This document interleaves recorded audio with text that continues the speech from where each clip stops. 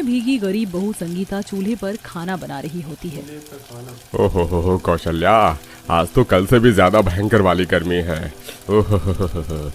हाँ जी, हम तो फिर भी पंखे में राहत में बैठे हैं। बेचारी संगीता बहू भट्टी की जितनी सुलगते चूल्हे पर खाना बना रही है।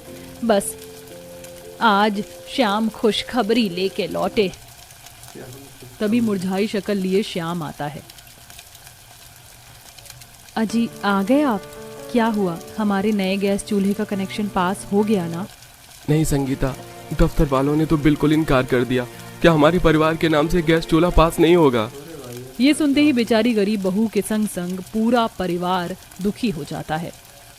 जहाँ देखो वहाँ घूसखोर भर गए हैं। सरकार गरीब के नाम से बतेरे योजना निकालती है, लेकिन लाभ उन तक पहुँचता ही नहीं।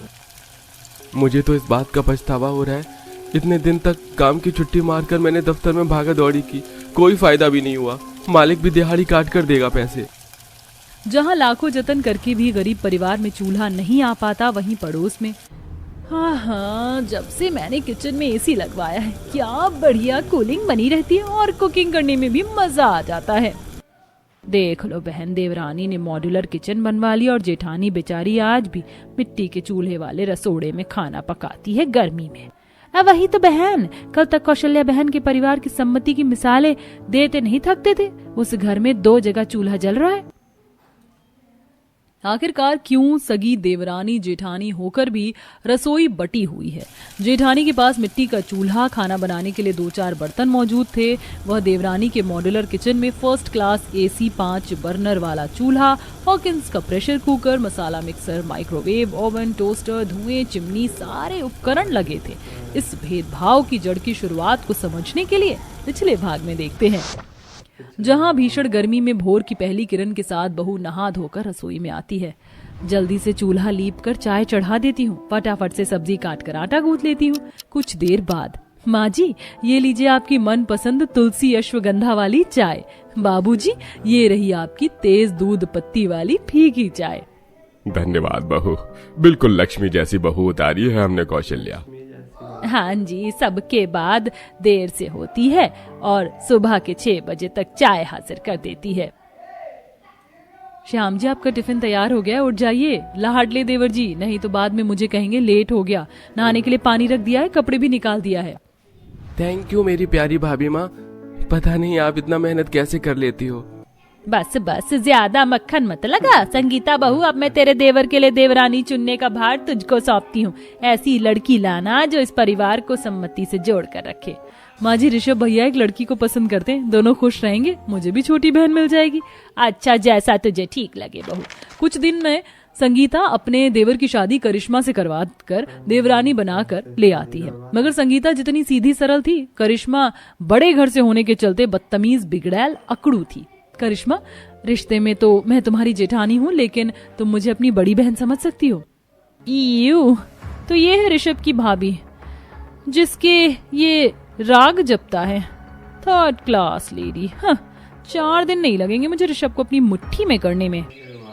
इसी तरह अगले दिन पहली रसोई की रस्म आती है, जहाँ जेठानी को गोबर से रसोई लीपिए देखकर नाक चढ़ाते हुए। ये इतनी गंदी स्मेल कहाँ से आ रही है? देवरानी जी, गाय के गोबर से रसोई लीप रही हूँ, इसलिए महक आ रही है। अब जल्दी से तुम सूजी का हलवा बनाकर चूल्हा पूजन कर लो। इस मिट्टी के चूल्हे पर मुझसे खाना नहीं बनेगा, मुझे गैस चूल्हा चाहिए। करिश्मा बहू, अभी हाथ तंग है, 1-2 हफ्ते में नया चूल्हा आ जाएगा, अभी रस्म कर लो। Okay fine. करिश्मा किलस कर खाना बनाना चालू करती है। हे भगवान, इतनी तगड़ी गर्मी में पूरी तल कर पसीने से मेरा मेकअप धुल गया, धुएं में मेरा मैनिक्योर पेडिक्योर भी डल हो गया। तभी नंदू, पीहू परात में से पूरी उठा लेते हैं। चल पीहू, मजे से पंखे में बैठकर पूरी खाएंगे। नंदू, पीहू, चलो रखो पूरी वापस, बाद में खाना, दफा हो जाओ यहाँ से। भूखे नंगे गरीब की औलाद, हलवाई समझ कर रख लिया है। हाँ।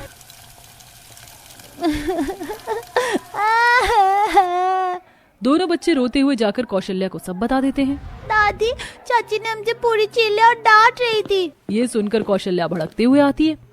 अरे नहीं दुल्हन, पकवान खाने पीने के लिए बनते हैं, क्यों नहीं दिया इन्हें? मम्मी जी, कचौरी एकदम गरम गरम थी तो मुझे लगा हाथ ना जल जाए। कितने चुगलखोर हैं जेठानी के बच्चे। करिश्मा पसीने से लाल पीली होकर सबको परोस कर खिलाती है। 2-4 दिनों बाद ऋषभ नया गैस चूल्हा ले आता है। लीजिए संगीता भाभी, करिश्मा, अब आप दोनों इस पर खाना बना लीजिए। तभी जलते हुए करिश्मा रसोई के बंटवारे की बात रखती है। जेठानी जी, ये गैस चूल्हा मैंने अपने इस्तेमाल के लिए मंगवाया है, क्योंकि मैं अपने और अपने पति का खाना पीना अलग बनाऊंगी। आप लोग अपना देख लीजिए। ऐसा भी क्या हो गया करिश्मा, मुझसे कोई भूल चूक हुई है तो बताओ। आप लोगों का इमोशनल मेलोड्रामा देखकर मेरा फैसला नहीं बदलेगा। ऋषभ, मैंने ऑलरेडी बगल वाले खाली मकान का किराया एडवांस में दे दिया, अब चलो यहाँ से। कंजूस देवरानी अपने पति का खरीद कर लाया नया गैस चूल्हा और सब सामान ले जाती है अगले दिन। यार, ये किचन देखने में कुछ खास नहीं लग रहा है, इसे मैं अपने हिसाब से रेनोवेट करवाऊंगी। देवरानी काफी खर्चा लगाकर रसोई में सारे उपकरण खरीदती है, चिमनी, एसी सब सेट करवाती है। वहीं बढ़ती गर्मी में बेचारी जेठानी को खाना बनाने में काफी जतन करना पड़ता है। छी छी छी, माँ तुमने कैसी खट्टी सी दाल बनाई है। दाल खराब हो गई है संगीता, हटा दो उसे। पर ऐसा कैसे हो गया जी, मैंने सांझ को बनाया था। अरे बहू, कितनी बार कहा है तुझे, गर्मी का मौसम चल रहा है, दिन दहाड़े खाना बनाकर मत रख दिया कर, थोड़ा लेट सफेद बनाया कर ताकि ताजा रहेगा। खिसिया कर ससुर बहू को खरी खोटी सुना देता है। वहीं कहर बरसाती गर्मी में जेठानी डेली जंगल से लकड़ी काट कर लाती, उपले बनाती है, ऐसे में खाना भी अक्सर खराब हो जाता। वहीं देवरानी एसी की ठंडी हवा में ठाठ से खाना बनाती है। माँ जी, बाबूजी, आज खाने में क्या बना दूं? अरे बहू, आज खाना रहने दे, सबके लिए सत्तू खोल दे। फिर संगीता सबको मटके के पानी में सत्तू बनाकर देती है। वहीं देवरानी, ऋषभ आ जाओ, डिनर इज रेडी। आज क्या क्या बनाया है आपने खाने में? आज मैंने यमी यमी फ्रूट कस्टर्ड बनाया है।